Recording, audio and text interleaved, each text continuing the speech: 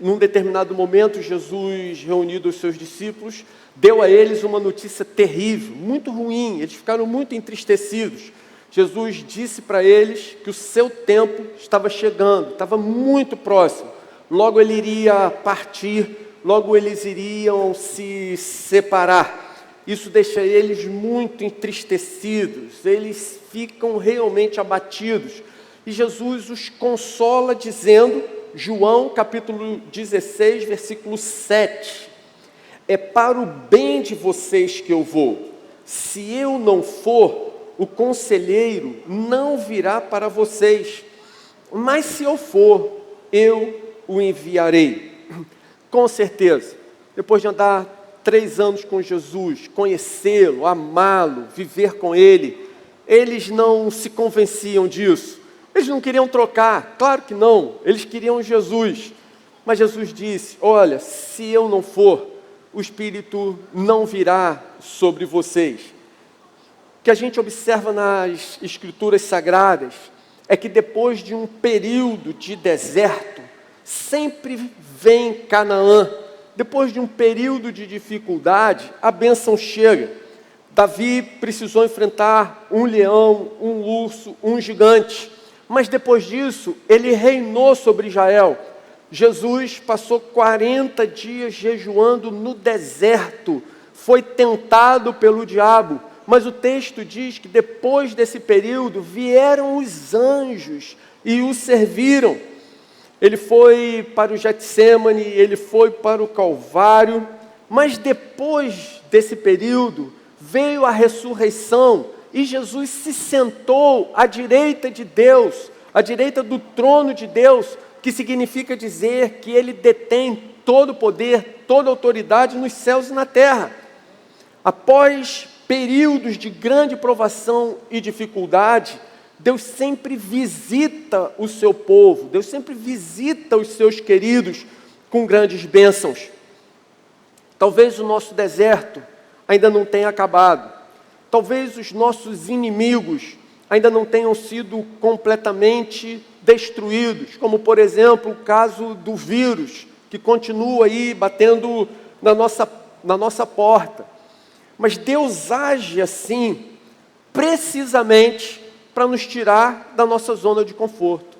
C.S. Lewis explica isso de uma maneira impressionante. Ele diz o seguinte: as dificuldades muitas vezes preparam as pessoas comuns para destinos extraordinários.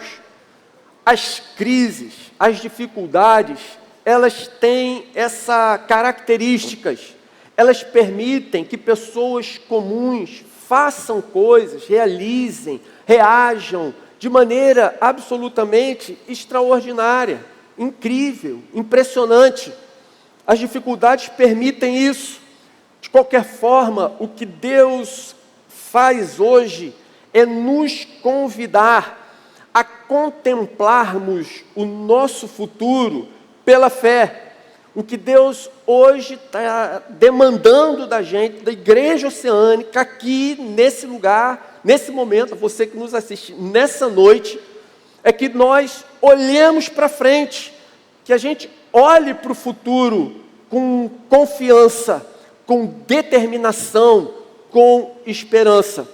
Eu quero falar para vocês, nesse momento, a respeito do livro do profeta Joel. O profeta Joel, se você quiser abrir sua Bíblia, Joel capítulo 2, nós leremos o texto daqui a pouco, mas o livro do profeta Joel começa falando sobre o dia do Senhor, o dia do fim, o dia do juízo final, o dia em que todas as coisas vão terminar, o dia da consumação, o dia em que o tempo deixará de contar e uma nova realidade em todo o universo, em todo o cosmos, vai se instalar.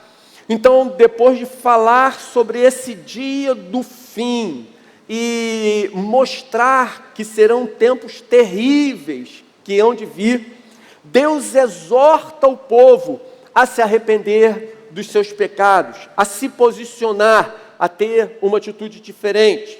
E em seguida, o Senhor fala, através do seu profeta, o texto que nós vamos ler nesse momento. Joel capítulo 2, versos 28, versículos 28 e 29.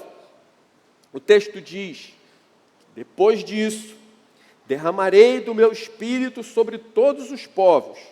Os seus filhos e as suas filhas profetizarão. Os velhos terão sonhos. Os jovens terão visões. E até sobre os servos e as servas derramarei do meu espírito naqueles dias, diz o Senhor. A profecia de Joel diz que depois disso, nos últimos dias, o Espírito seria derramado sobre todos os povos. A profecia enumera 4 tipos de pessoas: filhos e filhas, velhos, jovens e servos.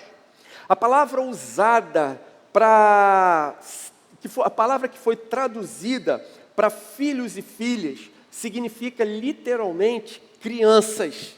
Ela diz: os seus filhos e suas filhas profetizarão. Aqui, no caso, o que é profecia? Profecia significa falar sob a influência do Espírito Santo.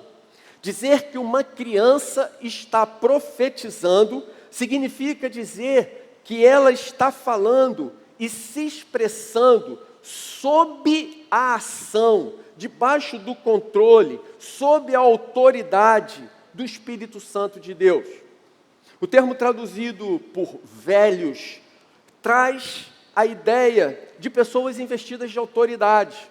Ela pode significar realmente uma pessoa idosa, mas dentro dessa cultura judaica, as pessoas idosas, elas eram vistas como pessoas totalmente dignas de respeito, de admiração, e de uma maneira geral, eram pessoas que exerciam autoridade em todos os níveis, fosse na sociedade, fosse em família, fosse junto aos seus próximos. E o texto diz: os velhos terão sonhos. Os irmãos acompanharam aqui o momento em que eu completei 60 anos e algo como que mágico aconteceu na minha vida. Eu ganhei um cartão de idoso e passei a ter direito de estacionar naquelas vagas azuis dos shoppings, que mesmo em período de Natal sempre ficavam vazias e sempre tinha vaga. Então era algo assim misterioso, né? Que você chegasse naquele lugar abarrotado de pessoas disputando uma vaga e aquele cartão dava direito a você a estacionar, talvez no melhor lugar do shopping, e aquela vaga estava ali reservada para você. Algumas dessas leis, de fato, foram benéficas para a gente. Eu falo isso brincando. Mas a realidade é que à medida que nós envelhecemos, o nosso ponto de vista em relação à vida, é lógico, vai mudando. A gente olha para trás e é só você constatar que você já tem muito mais tempo de vida do que ficou para trás, do que você ainda vai ter pela frente. Isso é lógico, isso é óbvio. E isso faz com que o nosso ponto de vista, à medida que a gente envelhece, vá mudando. Agora, você não pode fazer planos assim, com prazo extremamente longo, com prazo muito estendido. E todas as vezes que a gente toma uma atitude, a gente considera isso. Quanto tempo vai ter ainda de vida pela frente? O que Deus ainda vai me reservar nos anos que virão? Então é interessante a gente observar que à medida que envelhece, nós tendemos a parar de sonhar. Seja porque estamos vendo que o tempo se torna cada vez mais curto, se escoa com relativa rapidez, seja porque os velhos, nós velhos, já passamos por muitas dificuldades, atravessamos muitos vales, tivemos muitas decepções ao longo dos anos, e todas essas coisas tendem a tirar de nós o encanto pela vida, a capacidade de nos deslumbrarmos, e por que não dizer para muitos, tira até mesmo algumas vezes a vontade, o prazer de continuar vivendo.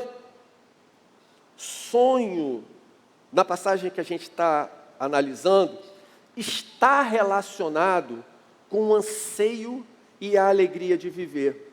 Sonho é um desejo que a pessoa almeja, que ela nutre, que ela tem, que ela realmente espera com muita paixão, veemência e determinação. E a profecia afirma que o Espírito Santo seria enviado, e quando isso acontecesse, os velhos voltariam a sonhar. Jovens foi uma tradução literal. Para surpresa de muitos, o termo em hebraico que foi traduzido por jovens significa jovens. Em geral, parece que quanto mais jovem, mais intensamente nós queremos aproveitar nossas vidas. Isso faz com que, aparentemente, na nossa juventude, o tempo passe muito devagar.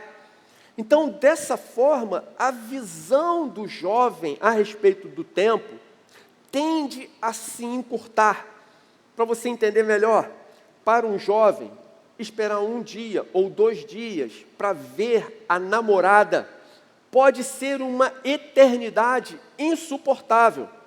Por isso, durante a nossa juventude, nós tendemos a planejar e a ver a vida em intervalos de tempo muito curtos. Nós estamos acelerados, nós precisamos viver, vivemos intensamente cada dia. Por isso, a impressão que dá é de que um horizonte de uma semana, 30 dias, 1 ano, pode parecer longo demais para a pressa que eu tenho em viver e aproveitar toda a minha juventude. E a tendência, então, é que o jovem estabeleça uma visão de vida de curtíssimo prazo. Dessa forma, ele procura aproveitar mais a vida do que efetivamente pensar nas coisas celestiais, na eternidade. Ao dizer que os jovens terão visões, o profeta afirma que quando o Espírito viesse, os jovens iriam mudar a maneira como eles percebem a vida. Haveria uma transformação no seu ponto de vista. O seu prazer não estaria mais vinculado às coisas terrenas, passageiras, palpáveis do mundo, mas ele passaria a dedicar todo o seu esforço, todos os seus recursos em busca de satisfação espiritual. Servos são as pessoas, em geral, nós, são pessoas que não têm destaque, não exercem efetivamente nenhuma autoridade. Pode ser aplicado como escravos, efetivamente, mas de uma maneira geral, servos são todos aqueles, todas as pessoas que fazem parte do povo de Deus. O que Joel está dizendo é que nos últimos dias, o Espírito de Deus se derramaria em grande abundância. Ele antevê um tempo em que o povo de Deus experimentaria uma era sem precedentes, em que o Espírito seria enviado em grande profusão. E quando o Espírito fosse derramado de forma abundante, inimaginável, profetizada, desejada, querida, ansiada pelos profetas, pelos sacerdotes e pelos reis, quando isso acontecesse, as crianças se tornariam instrumentos poderosos nas mãos de Deus. Quando isso acontecesse, os velhos voltariam a sonhar, a amar e a ter prazer em viver. Os jovens passariam a viver sob a perspectiva da eternidade e para a glória de Deus. E todas as pessoas em geral teriam oportunidade de serem cheias do Espírito Santo. Agora, irmãos, o mais maravilhoso disso tudo é que o apóstolo Pedro afirma que esse dia já chegou, que nós estamos vivendo nesse tempo. Veja, Atos 2, versículo 4. Havia chegado o dia de Pentecostes, os céus se abrem, o Espírito vem sobre um som estrondoso, como um som de um grande vento, e o Espírito, em forma de línguas de fogo, chamas, pousa sobre cada pessoa daquela igreja que estava ali reunida, buscando o Senhor em jejum e oração. O texto diz, em Atos capítulo 2, versículo 4, que todos ficaram cheios do Espírito Santo. E a consequência imediata disso foi que eles começaram a falar em outras línguas, conforme o Espírito concedia a eles. Ali havia pessoas falando idiomas humanos de outras tribos, povos, nações, que eles nunca haviam estudado, mas eles falavam da grandeza e da glória de Deus com absoluta fluência. E os estrangeiros e os habitantes que estavam presenciando aquilo, que falavam essas línguas, entendiam nas suas línguas maternas aquilo que aquelas pessoas falavam, que para talvez a grande maioria fosse mistério. Alguns, além de falar nesses idiomas humanos, falavam também numa linguagem celestial, numa linguagem de anjos, absolutamente incompreensível para nós. Isso é um dom do Espírito, e o Espírito assim se manifesta em diversas ocasiões. O Espírito se manifestou dessa maneira. E assim, algumas pessoas que presenciaram aquele momento começaram a zombar da igreja, dizendo: ainda é cedo, essa hora da manhã, e essas pessoas estão bêbadas, alcoolizadas. Eles acharam que aquele comportamento estranho, nunca visto antes na história da humanidade, eles não conseguiram entender o que estava acontecendo. Então, à medida que eles viam o comportamento daquelas pessoas cheias do Espírito, eles logo fizeram um julgamento maldoso, indevido, e consideraram que as pessoas estavam agindo daquela forma porque estavam embriagadas. Mas Pedro se indigna, fica de pé, faz um discurso veemente, e ele diz, em Atos capítulo 2, a partir do versículo 15, estes homens não estão bêbados como vocês supõem, ainda são 9 horas da manhã, ao contrário, isso que vocês estão vendo é o que foi predito pelo profeta Joel. O profeta disse: nos últimos dias, diz Deus, derramarei do meu espírito sobre todos os povos, os seus filhos e suas filhas profetizarão, os jovens terão visões, os velhos terão sonhos, sobre os meus servos e as minhas servas derramarei do meu espírito naqueles dias, e eles profetizarão. Irmãos, nesse momento, os apóstolos começaram a entender o que Jesus havia dito para eles lá atrás, que se o Filho, que se a segunda pessoa da Trindade, que se Jesus não tivesse ido para o lado do Pai, sentado à sua direita, tomado o seu lugar de autoridade nos céus e na terra, o Espírito Santo não teria sido enviado. Ele precisava ir para que esse momento acontecesse. Irmão, sabe uma coisa que eu fiquei pensando, enquanto preparava esse estudo? Eu acho que o dia do Pentecostes deveria ser celebrado por nós da mesma forma que nós celebramos o Natal. O Natal foi o momento em que a segunda pessoa da Trindade, o Filho, Jesus, veio ao mundo, entrou efetivamente na nossa história. O dia do Pentecostes é um dia tão importante quanto o Natal, porque é o dia em que a terceira pessoa da Trindade veio à Terra e passou a habitar entre nós. A partir desse momento, o Espírito Santo, a terceira pessoa da Trindade, não apenas habita com a gente, mas passou a habitar em nós que amamos a Jesus e nos rendemos a Ele. Fazia todo sentido. Jesus precisava partir para que o Espírito Santo viesse. Mas considera ainda o seguinte: na verdade, a profecia, ela não estabelece limites estritos para a ação do Espírito na vida das diversas pessoas. Vou explicar.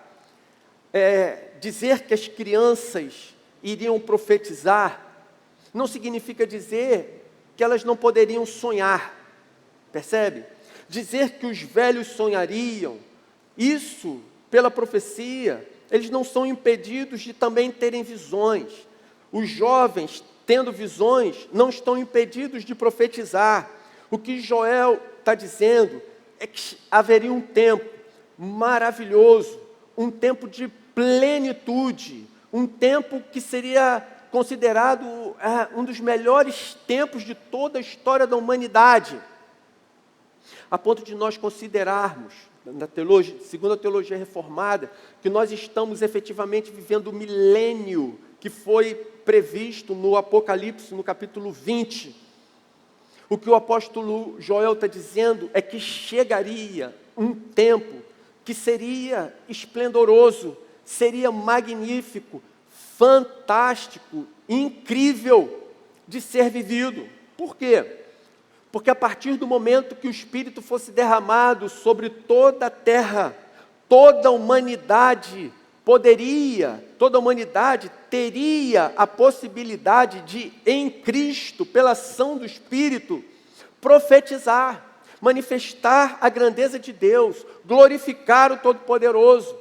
Chegaria o tempo em que toda a humanidade poderia voltar a sonhar, poderia voltar a ter visões, poderia tornar a ver o futuro com muita esperança, muita segurança, absoluta convicção.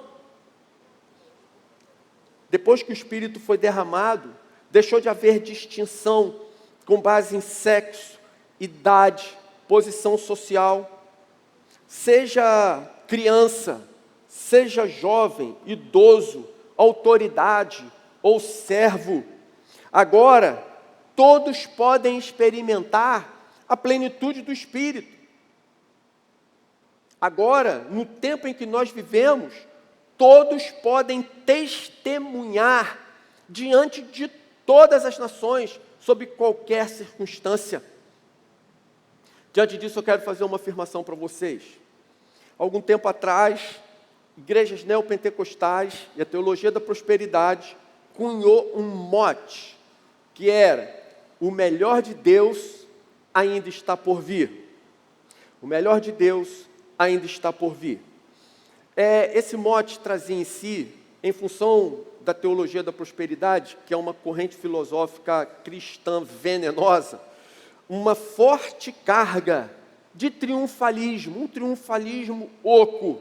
Quando essa frase começou a ser proferida, o melhor de Deus ainda está por vir, era num sentido meramente mundano, ou seja, prometendo prosperidade, riqueza, conforto, para todo aquele que, infelizmente, a gente tem que reconhecer, segundo o pensamento dessa corrente e dessas pessoas, todo aquele fosse especialmente fiel nos seus dízimos e nas suas ofertas. Essa foi a realidade. Diante disso, esse mote, por causa da sua origem ruim, foi contestado por algumas pessoas, eu dentre elas. E a ideia é, gente, o melhor de Deus é Jesus. O melhor que a gente poderia ter da parte de Deus é Jesus. E Jesus já veio. Esse era o argumento. Esse era o pensamento.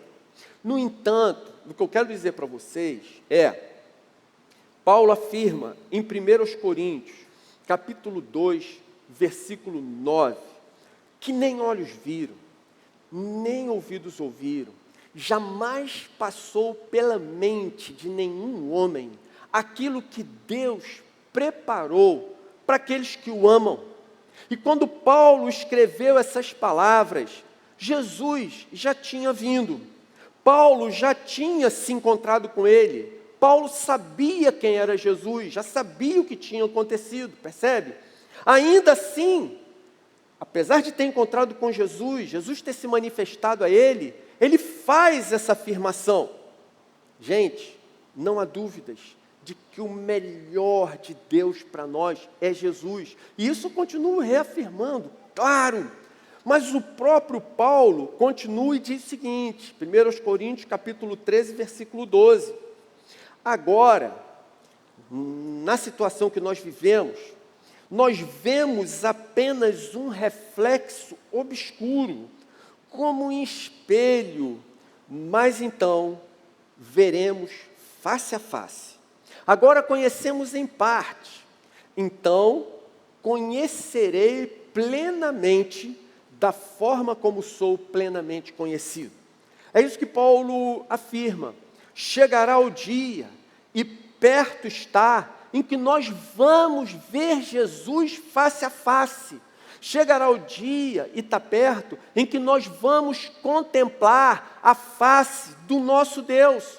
Nós vamos estar com Jesus, nos prostraremos diante dele, o adoraremos, não mais pela fé, mas de uma maneira presencial, de uma maneira física. Esse tempo ainda está para se cumprir, esse tempo ainda vai chegar. Chegará o momento em que nós vamos contemplar, nós vamos adorar fisicamente, pessoalmente, o nosso Deus. E estaremos com Ele de uma vez por todas, para todos sempre. E sempre, sempre, sempre, amém, aleluia. Você percebe o que acontece? Se nós entendemos isso, se tiramos o mote daquele contexto ruim em que ele foi criado, é absolutamente bíblico e verdadeira afirmação de que o melhor de Deus para mim e para você está por vir. O que isso significa? Que nós ansiamos e desejamos Jesus em toda a sua plenitude. E nós estamos nos encaminhando para isso. Nós teremos Jesus por completo, presencial e fisicamente. Existe um tempo, um lugar, onde todas as coisas são incomparavelmente melhores do que o que nós temos hoje e onde nós vivemos.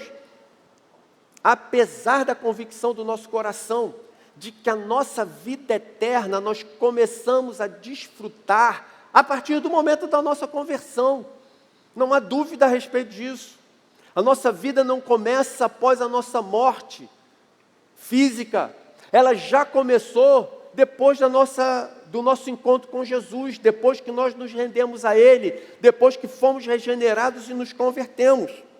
Mas eu quero insistir com vocês que o céu é incomparavelmente melhor do que a terra, que aqui nós habitamos casas que se desgastam, por melhores que sejam, mas um dia nós vamos habitar lares celestiais.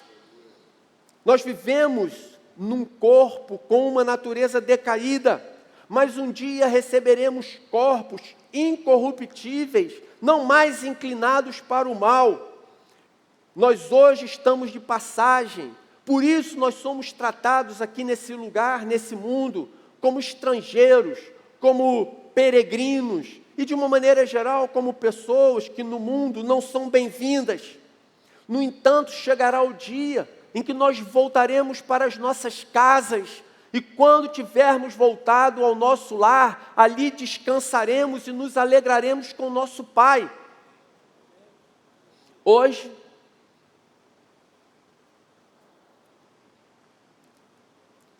nós vemos um reflexo, mas um dia, e esse dia está perto, nós o veremos face a face.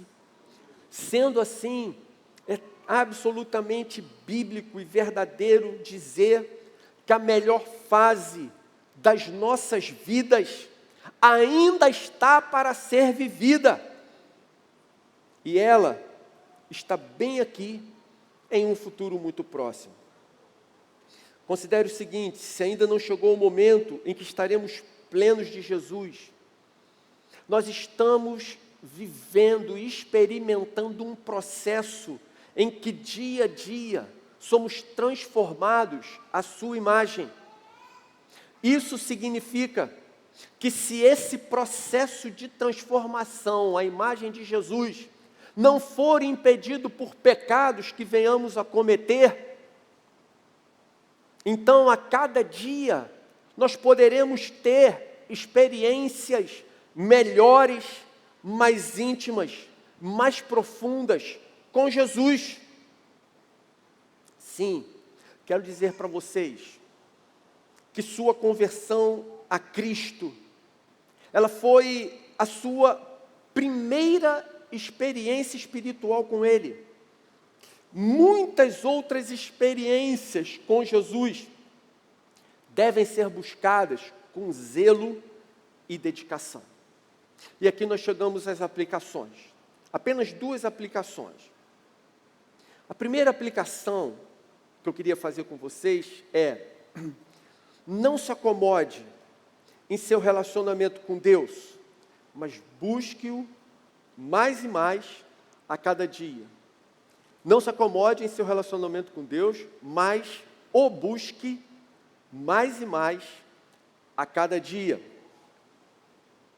Por ocasião da nossa conversão, algumas vezes nós ficamos tão encantados com a mudança de vida, que realmente é uma coisa, só quem passa por essa experiência consegue descrever o que sentiu, o que viveu. Alguns passam pela experiência da conversão, do encontro com Jesus, de uma maneira tão tremenda, tão forte, tão poderosa, tão encantadora, que passam a considerar que esse momento foi o máximo que poderia ter experimentado de Jesus nesse mundo. Tem pessoas que não entendem o que Jesus disse aos Efésios, no Apocalipse, em que ele diz: olha, vocês são muito operosos, vocês são zelosos pela sã doutrina, mas eu tenho uma coisa contra vocês: vocês perderam o primeiro amor de vocês. Existem pessoas que consideram essa perda do primeiro amor como algo inerente à vida cristã. Ou seja, o momento mais feliz da sua vida, a sua plenitude se deu na sua conversão. Daí para frente é esfriamento e é ladeira abaixo. Meus irmãos, nada mais equivocado, nada mais errado do que isso. Na verdade, essa carta de Jesus, a igreja de Éfeso no Apocalipse, ela prossegue e diz: olha, tenho contra vocês que vocês abandonaram o primeiro amor de vocês. Então vocês são muito zelosos, vocês são muito cuidadosos com a doutrina, com a palavra, mas o coração de vocês já não vibra como antes, já não arde como antes. E isso para mim, Jesus dizendo, é muito ruim. Eu não aceito uma igreja que não seja apaixonada por mim. Eu não aceito uma igreja que não se encante comigo. Mas Jesus aponta o caminho e diz: lembrem-se de onde vocês caíram. Lembrem-se em que momento vocês pecaram, em que momento vocês se desviaram e deixaram que algo ruim entrasse no coração de vocês.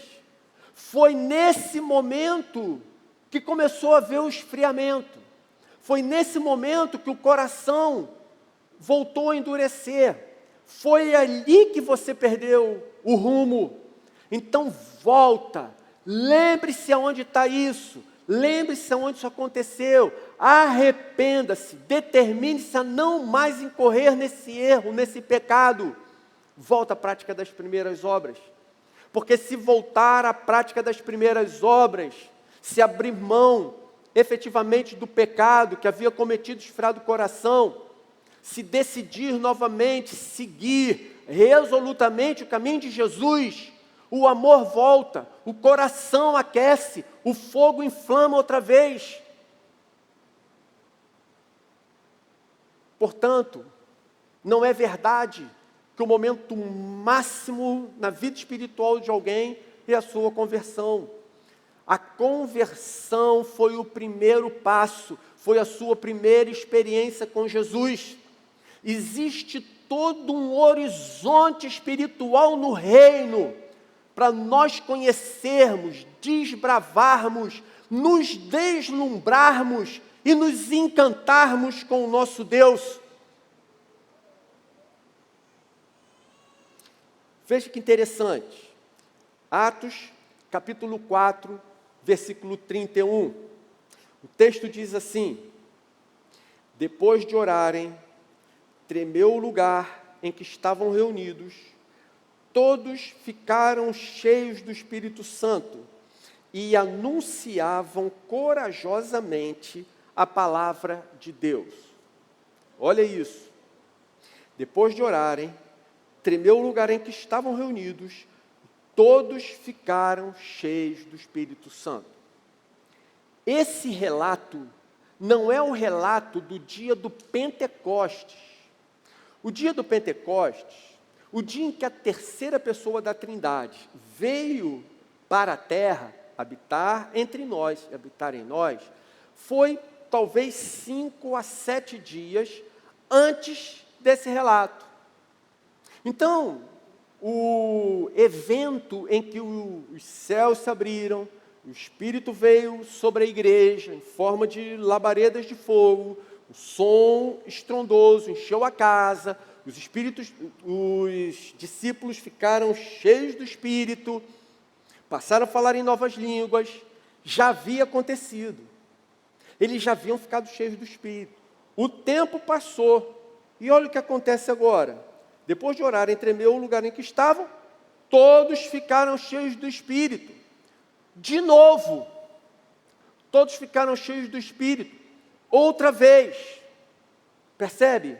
Essa experiência, a experiência da conversão a Jesus, a experiência da regeneração, a experiência do arrependimento, de ser cheio do Espírito, essas experiências, elas não são únicas.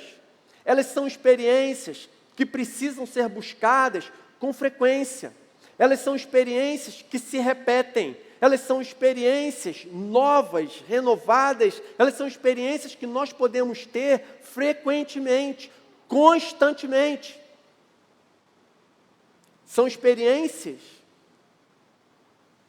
não que nós podemos ter, são experiências que nós precisamos ter frequentemente.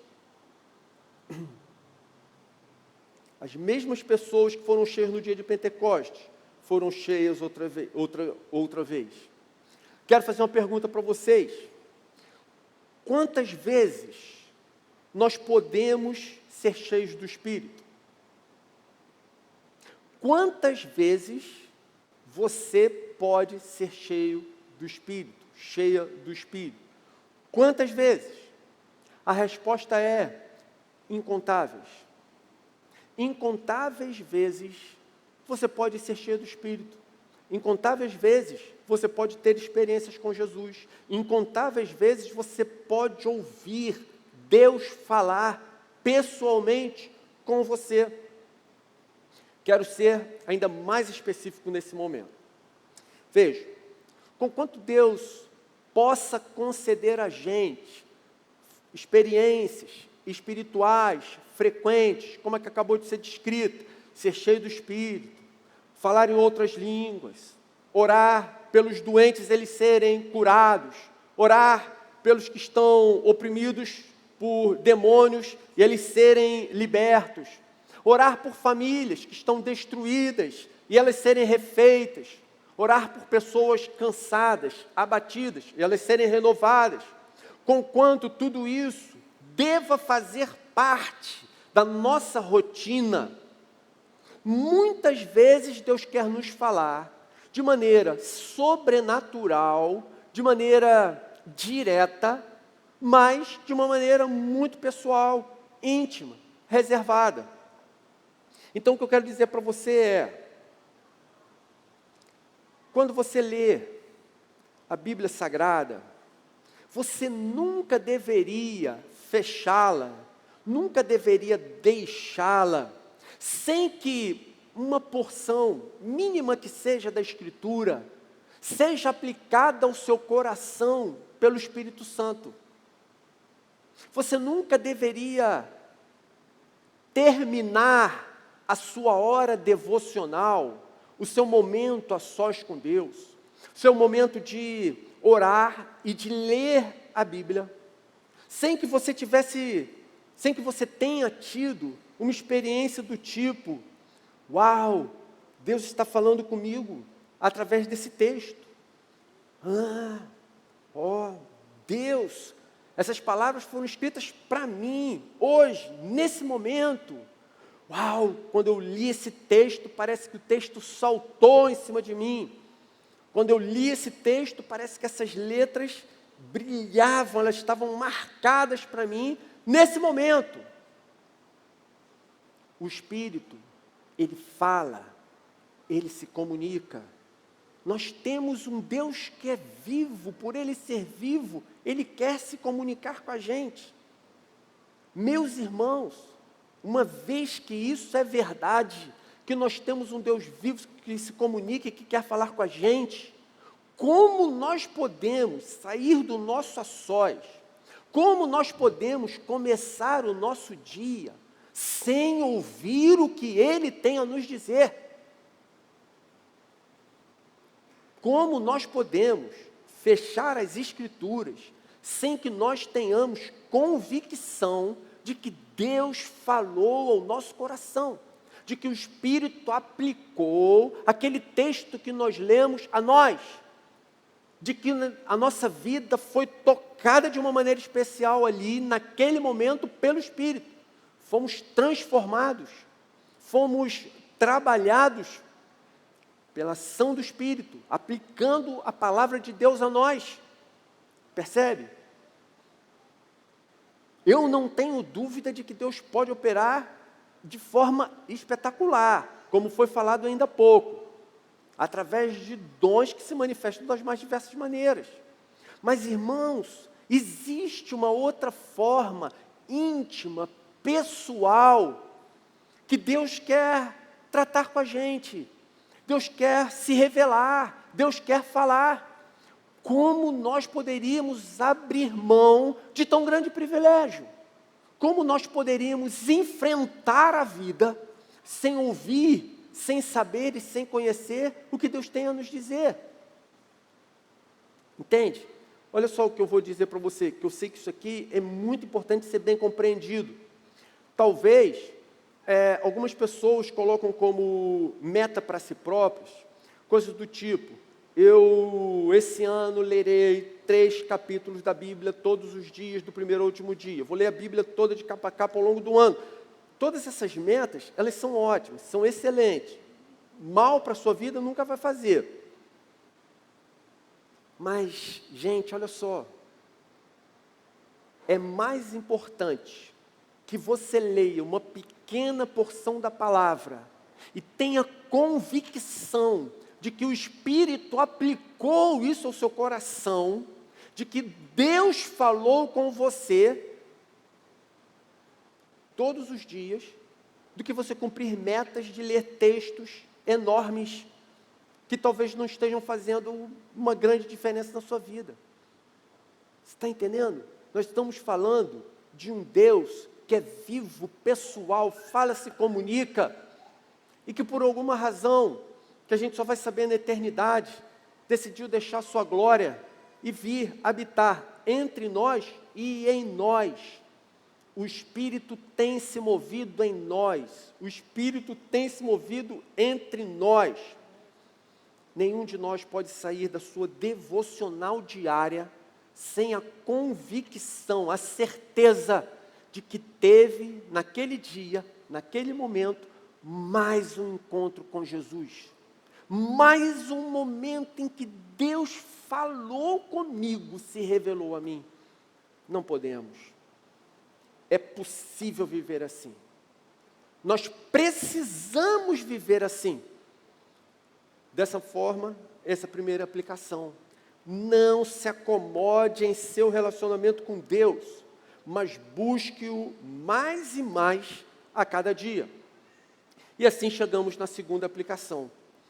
Segunda aplicação, prepare-se para a missão que Deus reservou para você. Prepare-se para a missão que Deus reservou para você. Irmãos, eu tenho no meu coração essa convicção. A pandemia foi difícil para todo mundo. Todos nós temos parentes que foram afetados. Todas as nossas famílias, eu diria todas as nossas famílias aqui indistintamente, tem uma pessoa querida que foi levado pelo vírus. Todos nós fomos de alguma maneira afetados, ficamos limitados nos nossos relacionamentos.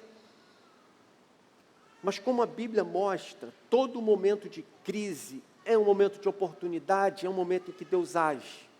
Louvo a Deus de todo o meu coração pela vida, pela sabedoria, pela sensibilidade que Deus tem dado ao conselho da igreja, que percebeu que esse momento de pandemia, em que os cultos não puderam ser presenciais, era um momento certo de nós fazermos a reforma e ampliarmos esse espaço. Sabe por que Deus permitiu isso, irmãos? No meu coração eu trago a convicção de que Deus tem muitos filhos e filhas que ainda se encontram na escuridão, ainda vivem no reino das trevas, e Deus quer alcançá-las.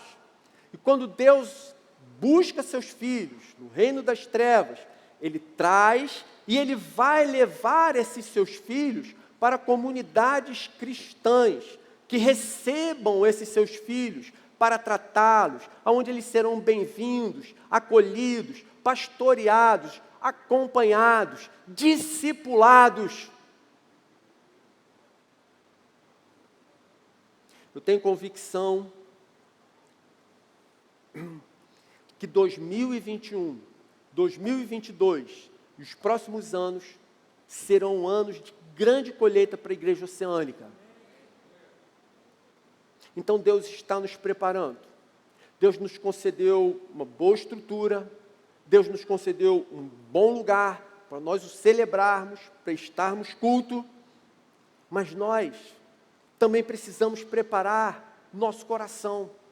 Nós precisamos ajustar os nossos relacionamentos, a começar do nosso relacionamento com o nosso próprio Deus. Você entende? O Espírito foi derramado, ele está disponível, ou seja, o Espírito está aí para ser buscado. Mas nós jamais seremos cheios do Espírito se o buscarmos de uma maneira descuidada, desinteressada, fria. Se nós queremos ter o mesmo relacionamento com Deus que tiveram os grandes heróis da fé, nós precisamos estar dispostos como eles estiveram. Se nós queremos ser usados por Deus e ter a plenitude do Espírito como eles, nós precisamos nos preparar como eles se prepararam. Nós precisamos obedecer como eles obedeceram. Nós precisamos confiar como eles confiaram. Buscar a Deus como eles buscaram. E, se necessário, sofrer por Jesus como eles sofreram. A verdade, meus irmãos queridos, é que Deus está tão disposto a manifestar o seu poder hoje, como Ele fez com Moisés, com Davi e com os profetas. Deus está tão disposto a revelar a sua glória a nós, como Ele se revelou no dia de Pentecostes àquela igreja. O mover de Deus é tão real hoje, quanto foi para aquela igreja do Novo Testamento. Irmãos, pense da seguinte forma. Pedro diz que para Deus 1000 anos é como um dia é como 1000 anos. Sabe o que isso significa? Que o Pentecostes, o derramamento do Espírito, a vinda da terceira pessoa da Trindade para esse mundo, aconteceu anteontem, se passaram 2 dias. Isso significa que o fogo está está ardendo, o fogo continua a agir com toda a força, não arrefeceu, não esfriou, mas ele continua aí, está disponível a gente. Jesus morreu na cruz por nossos pecados e efetivamente ressuscitou. Tudo isso aconteceu anteontem. Jesus está aí, ressurreto, ressuscitado. E Ele é o mesmo hoje, que foi ontem e será para todos sempre. Nós precisamos estar preparados para a missão para a qual Deus nos chamou. Eu quero concluir, gente querida, dizendo que depois de um ano tão difícil, eu acredito, eu tenho essa esperança, que 2021 será diferente. Nós vamos experimentar coisas novas, coisas renovadas da parte de Deus. Esses dias eu vi uma propaganda que se passava em um ambiente de luxo. Tinha uma mulher bonita indo se encontrar com um homem ali naquele ambiente, e a propaganda dizia assim, que presente pode ser dado para alguém que já tem tudo? E de fato, o que pode ser dado para uma igreja que já tem Jesus? O que pode ser dado para uma igreja que já tem tudo? E a propaganda dizia, mais do que ele já tem. E é isso que nós queremos. O que pode ser dado para uma igreja que Jesus vive o seu dia a dia? Irmãos, o que nós queremos é mais de Jesus. É mais do que Ele tem nos dado. Então, quero concluir reafirmando isso para vocês. Irmãos, eu tenho essa convicção que a melhor fase das nossas vidas ainda está para ser vivida. Nós vamos experimentar. Vocês verão. Vamos orar? Senhor, ajuda-nos a vivermos essa realidade. Derrama sobre nós, mais uma vez, essa porção especial, generosa, abundante do Teu Espírito. Estamos aqui, Senhor, muitas vezes nos distraímos com coisas terrenas e mundanas, mas o que nós desejamos é mais do que o Senhor já tem nos dado. Queremos mais do Teu Espírito, queremos mais de Jesus, queremos mais da Tua Palavra, Senhor. Sabemos que a conversão é só o início. Muito mais o Senhor tem reservado para nós.